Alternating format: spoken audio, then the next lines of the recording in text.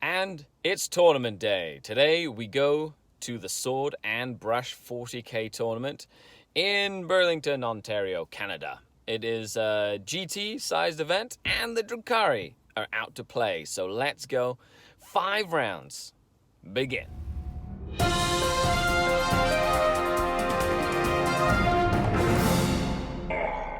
The Dark King. Hello and welcome to another SkaredCast tournament report. My list linked down below is what I featured at the event. And it's always good to go to a event with lots of hobbyists, lots of friendly faces. I did win this event last year, so I was very excited to go back and try again. And it's round one. I'm playing Isaac Bates, and he's playing Drukhari. It's funny because we were both discussing the lists that we were taking, and we're playing round one, which is super exciting. So mirror match, right off the bat, is 32 people at the start of the event, so that is GT status. Absolutely, super exciting. And it's 5 rounds. Mission 1, well, let's begin. It was really cool to play Isaac on the first round. This isn't just Mechanicum list. But him and I play very, very similarly, and we developed the list together. So it was cool to face off against each other in this matchup. And it's after round 2. Isaac, after round 1. Great game, Isaac. Really good game. Mirror match, amazing. I did talk about it a little bit before this recap, but I mean, it was a 2-point win in my favor. It was very close. So how did you feel in the game, and where do you feel like it just slipped away from you? Okay, so I went second, which allowed Skari to apply a lot of pressure. So I had to focus on getting rid of the pressure and just make sure you don't hold one. And so every turn you got the bonus. Pretty much every single turn, except for one, I think. And there was only one turn, and that really turned the tide, because if you would have tried to expand too much, I would have been able to pick you apart. Exactly. And there was a 5-point turn that Skari got, and that really kind of put the nail in the coffin there for any chances I had. It was an excellent game. Really, really good. I love, the mirror match is sometimes the hardest matchup to play, because it comes down to just the little things that can tip the scale in either favor. Yeah. And our armies were almost exactly the same. Very, very similar. Yeah. Very, very close. And there was really very little line of sight blocking terrain on the table, so it was a shooting match the whole time. People would come by and what turn is this? We're 2, and they look around and they're like, you guys are killing each other. We're like, yeah. And then the last 3 turns took an hour. That's right. The first 2 turns took an hour, and the last 3 turns took half an hour combined. Yeah.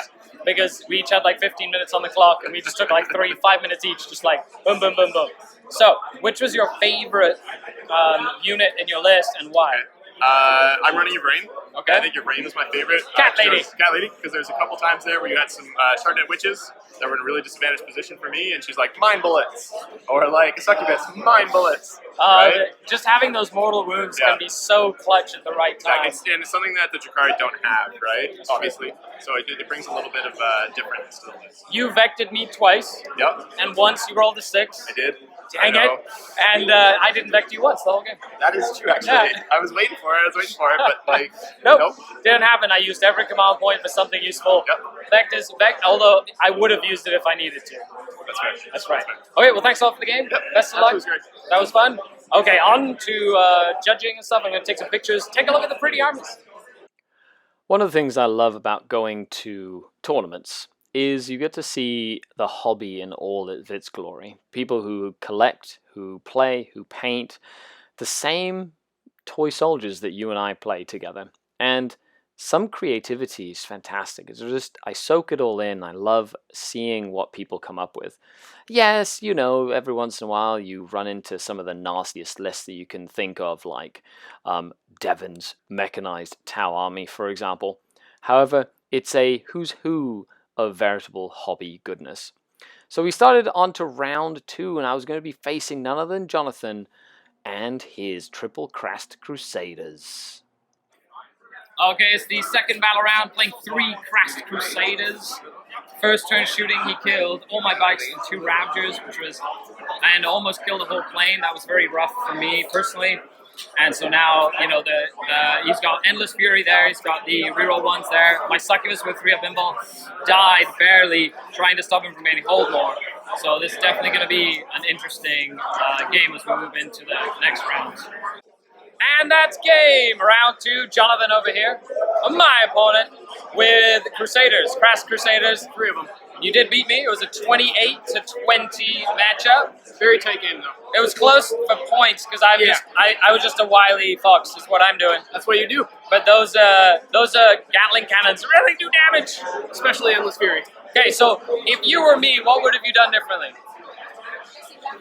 I don't know. I might not have brought all the Venoms out to try and pin that Crass Crusader. I needed to. If not, I can't pin you. I guess because I can kill them pretty easily, right? You just shoot them all to death. Or I hide for another turn. Yeah. Which could have, but I needed to jump you. I needed to get up there to start killing other stuff. I think it was my secondaries that screwed me, to be honest. Because you missed out on... I missed out on basically all my secondaries. Titan Killer Slayer, I didn't get 1 point. It's tough for you when I go first, because I mitigate your ability to do damage. If I would have gone first, I would have been able to get a few King Slayers, maybe kill a knight, or damage it, affect the act as normal, which then reduces the amount of damage you can do back to me. And then hopefully, and then Dawn of War deployment is one of the hardest ones to play against an army like yours, because then I can't really use range to my advantage as much, other than the one knight that could only really shoot one thing. But it was the thing I was happy to shoot. And your target priority was great. You killed all the bikes in the first turn, which is... I knew they were going to come for my engineers, my mortars. They were and I did kill all your engineers. I think you got like 2 engineer points. But I think it took you an extra turn. It took me a turn longer than I would have hoped. Yes. Because of the bikes. The bikes, exactly. It would have been good to just stop you getting any engineer points, which could have happened. Anyway, thanks a lot for the game, Jonathan. That was fantastic. Great game. Best of luck. You too. On to round 3. On to round 3, and who else but Diogo, resident internet troll who loves living under bridges and comes out to tell people how wrong they are, as well as to poke fun at any tournament organizer in the world. Actually, Diogo's awesome, so I got to play him in his crazy Eldar flyer list. I'm here on round 3 playing Diogo Pita. Buenos dias. Buenos dias, he says. It's actually been a really entertaining game. It's going into turn 2 right now, and we're playing the mission number 4 for the ITC. There's 5 objectives. I had a really good first turn, so now, Diogo is kind of like coming back into it. So he's got a lot of flyers and the 5 prisms in the back. He's playing Eldari. I'm playing pure drukhari. So we'll see how this game goes. Wish me luck. Historically, I have struggled against the Eldar sort of flyer soup list, and it was very cool to take what I've learned over the last year or so against the matchup and applying it in-game. So at the end of the day, let's see how I did. And that's the end of round 3. This is actually the start of the second day, but we had to go home because we were tired. I won the game, right? It was close, though. It was like 28 to 31 or something like that. Something very, very close. I really like your list. The Void Ravens, especially in 3, I think are the sweet spot. I feel like 3 or none. Yeah, and then you got the 2 raised wings. So where do you feel like you would have changed in the game, or do you feel like it kind of like slipped away from you there? By shooting my turn 1, I should have just shot Venoms, really. I decided to shoot a Ravager. I was like, I might as well just shoot the Venoms because they're really what got all the objectives. So that was like my mistake. And I did run out of CPs by turn 2. Yeah. So there was a Vect that I used to twin link my shots to shoot at a rate. So you used the focus fire on the 5 prisms. I vected it. You vected my vect. So I kind of like baited those 4 CPs out. Yeah, exactly. And it wasn't really I should have needed. never been shooting at Ravagers. You shouldn't have vected it either way. I shouldn't have vected either way. Yeah. But and I'm sure there might have been other like movement things I could have done better. I can't remember now. Well, you got the bonus most turns because I went for my objective, you went for your objective, so we both had. It's one of the missions where like 2 players can really score a lot of points in it, and it can be very close the whole time. And it just comes down to a couple of things, couple of dice rolls. I think I just got a few more secondaries than you in that game. I think so. Yeah, because I only got one big game, I think. Yeah, and then I did have that 1 5-point turn, which is the first turn. And that was big. Yeah, and in a mission like that, it's every point really matters. So but it was a good game either way. It was fantastic. Thanks a lot. Best of luck on the last 2 rounds. Yeah, thanks. Awesome. I forgot to film at the beginning of the game here.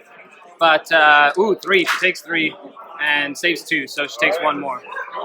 It is the bottom of turn 3. This has definitely gone in my favor as we go, but we'll be back after this. It was a tank brigade. It was like a ton of guardsmen, lots and lots of guys. Really, really cool looking Valhallan army. Like, check this out. It's Alex I'm playing. Look at that. They just classics, classic models. I love it. Yeah. Okay. So I didn't get to speak with Alex at the end of the game. However, this game went very quickly in my favor. The Reaver jet bikes and me tying up some key units in close combat to prevent the rest of his army from shooting me were probably the biggest things that turned in my favor. I did win this game 42 points to, I believe, 20-some points or 15 points or so. So with a good win, I went into my final round. Okay, so round 5, I'm going to play against Kyle, fellow Patreon to the channel, with his Ultramarines. Really looking forward to it. Wish me luck. I'm very pleased with how I played this game. The new Space Marines are definitely a force to be reckoned with on the table. Not only do they have a lot of high damage output options in their lists, they also have the ability to use some really cool stratagems, and the Ultramarines are no joke. In order to tie them up in combat, for example, I had to surround them completely as well. So let's see how I did at the end of the game. And that is game! Round 5, the end of the 40k Classic at the Sword and Brush, and this is Kyle. Kyle. Awesome. He came all the way down from Thunder Bay, which is in the middle of the north somewhere. Well, it's not even north. No, we're like I'm closer to Manitoba than I am Toronto.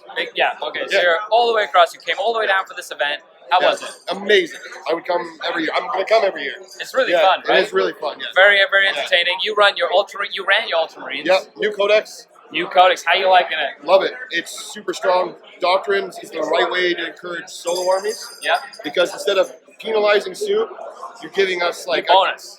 A carrot to do thematic, right? I will say your list: 2 levies, 2 executioner repulsors. Yeah. You know, a big unit of sniper intercessors. Yeah, the stock and repulsors, yeah. then a unit of infiltrators, just in case you ran into like Jisoo. Yeah, they're there specifically for that matchup. And then I love the little frag grenades. You were like, oh, smoke grenades. That was good on the first round. That was really useful. So tell me, how did the game go? It was insanely tight. It's was probably close. the tightest 40k game I've had ever. Yes. First round, I was able to down a Ravager and two Ravagers. Two Ravagers no, just 2 Ravagers. And then turn 2, I got the 2 planes and a Ravager. 2 planes and a Ravager. That basically put me out of the lead. Yeah. And then Skari just played super cagey, and I got greedy, and I spread out and left myself open to wrap, and that really made the game like. Just a couple of turns where you weren't even able to shoot stuff. No, I couldn't shoot. I had to just go in there and hit people with the butts on our guns. And Primaris was really good for that because even though you want to be shooting, they have enough attacks. And if you're in auras, you can do a lot of damage, right? However, even with all the shenanigans, I fell 2 points short. 2 points short. Congratulations on the win. Thank you so much. We'll be back with a post-game recap and have a safe trip back home. Awesome. Thank you. Awesome. And that was the end of the event. In BCP, I did come in 7th overall out of 32 players, and in overall standings, I did come in 12th out of 32 players when it factored in hobby as well, which was like a whole other round of gameplay. The armies were fantastic. It was really nice to see all of them in display, and I had a lot of fun at the 40k Classic. My only piece of constructive criticism would be some of the terrain was quite light in terms of the new 8th edition and the amount of shooting that is in the meta. However, it is a constantly growing and improving tournament, and I cannot wait to go back next year to try and reclaim my title. I hope you enjoyed this short little venture into a 40k GT, and we'll be back on the next video. Skari out.